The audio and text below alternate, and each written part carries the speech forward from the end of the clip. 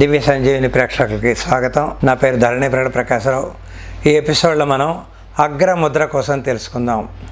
ముద్రల్లోనే రకరకాల ముద్రలు ఉంటాయి.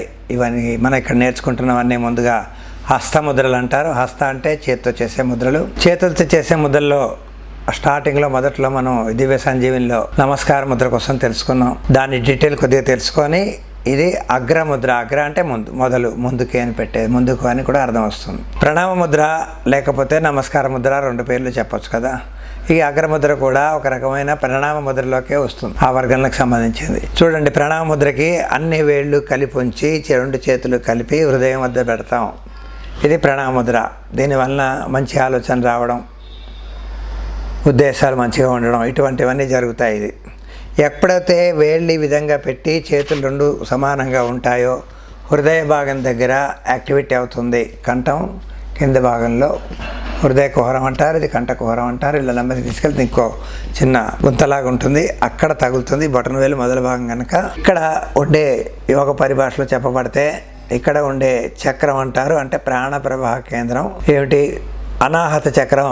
అనాహత చక్రం పనిచేస్తుంది. హఠతం అంటే కొట్టబడడం, అనాహతం ఏ సపోర్ట్ లేకుండా శబ్దం వచ్చేది అనాహతం. అంటే గుండె ఇక్కడ ఉంటుంది కనుక గుండెకి సంబంధించిన చక్రం అంటారు. చక్రం అంటే ప్రాణ ప్రవాహ కేంద్రం.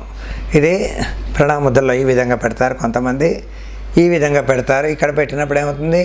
విశుద్ధి చక్రం యాక్టివేట్ అవుతుంది. కంఠం దగ్గర నమస్కార స్థితి ఈ విధంగా పెడితే విశుద్ధి చక్రం అవుతుంది, యాక్టివేట్ అవుతుంది. అదే నుదురు దగ్గర పెడితే నమస్కారం చేస్తే ఆజ్ఞాచక్రం, రెండు కనుబొమ్మల మధ్యలో ఆజ్ఞాచక్రం యాక్టివేట్ అవుతుంది. ముందుగా ఎపిసోడ్లో తెలుసుకున్నాం.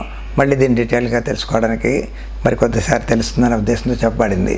ఇదే రెండు చేతులు తల మీద ఉంచితే దీన్ని ఏమంటాం? మోచేతులు కొద్దిగా సైడ్కి ఉంచితే కైలాసముద్ర. ఈ విధంగా ఉంచవచ్చు, లేకపోతే పైకి ఉంచవచ్చు.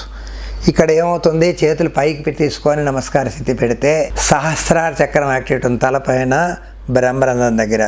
అంటే 4 చక్రాలు యాక్టివిటీ చేయడానికి ప్రణామ ఆసనం, లేకపోతే ప్రణామ ముద్ర, లేకపోతే నమస్కార ముద్ర చక్కగా పనిచేస్తాయి. ఇదే విధంగా ఇప్పుడు మనం తెలుసుకోవాల్సింది అగ్రముద్ర. అగ్ర అంటే ముందుకి. నమస్కార స్థితి చేసి నెమ్మదిగా రెండు చేతులు దృష్టికి ఎదురుగుండా ఉంచాలి. మోచేతులు వంగకుండా, వేళ్ళు విడిపోకుండా కలిపి ఉంచుతాం.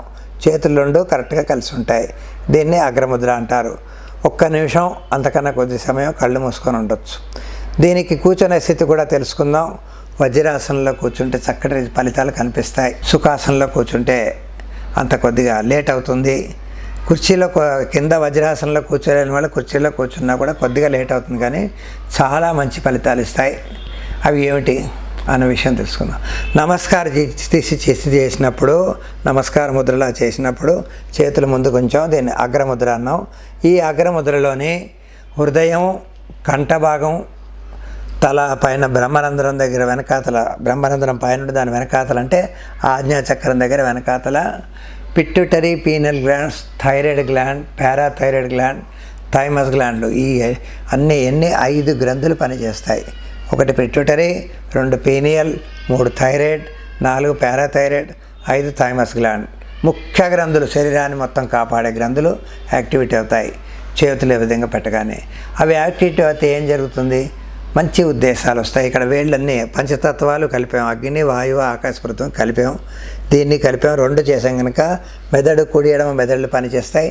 ముందుకు పెట్టాం కనుక ఈ 5 గ్రంథులు పనిచేస్తాయి. భుజాల మీద ఎక్కువసేపు సమస్య ఉండకుండా అతి కొద్ది సమయం, ఒక్క 10-30 సెకండ్లు, అంటే అర నిమిషం లేకపోతే 15 సెకండ్లు, పావు నిమిషమే ఉండాలి.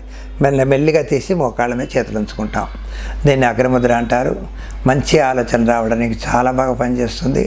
ఆలోచనలు కొంతమందికి చాలా చెడు ఆలోచనలు వస్తాయి, నిద్ర పట్టదు. అటువంటి వాళ్ళకి ఈ ముద్ర చాలా బాగా పనిచేస్తుంది. కొద్దిసేపే ఉండాలి, కళ్ళు మూసుకొని ఉండాలి. ముఖ్యంగా వజ్రాసనం మీద చేస్తేనే మంచి ఫలితాలు కనిపిస్తాయి.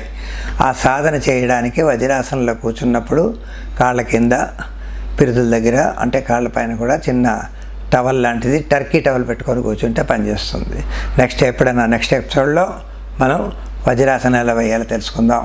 మరొకటి, మా ముద్రలకు సంబంధించిన పుస్తకాలు కావాలంటే ఈ నెంబర్కి చివరిలో ఉంటుంది, ఆ నెంబర్కి కాంటాక్ట్ చేయండి. బయట మార్కెట్లో ఇవ్వలేదు, ఇటువంటివి బయట ఎక్కడ దొరకవు పుస్తకాల షాపుల్లో. నేనే ఇవ్వబడుతుంది. ఎందుకంటే దాన్ని ముద్రించడం ఇతరులు రకరకాలుగా కాపీ కొట్టడాలు జరుగుతున్నాయి.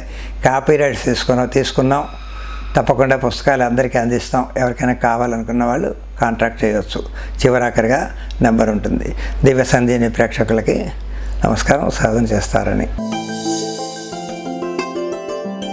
ఈ వీడియో మీకు నచ్చినట్లయితే లైక్ మరియు షేర్ చేయండి. మీ అమూల్యమైన అభిప్రాయాన్ని కామెంట్ రూపంలో తెలియచేయండి. ఇలాంటి మరిన్ని వీడియోస్ కోసం మా ఛానల్ను సబ్స్క్రైబ్ చేసి పక్కనే ఉన్న గంట సింబల్ను నొక్కండి.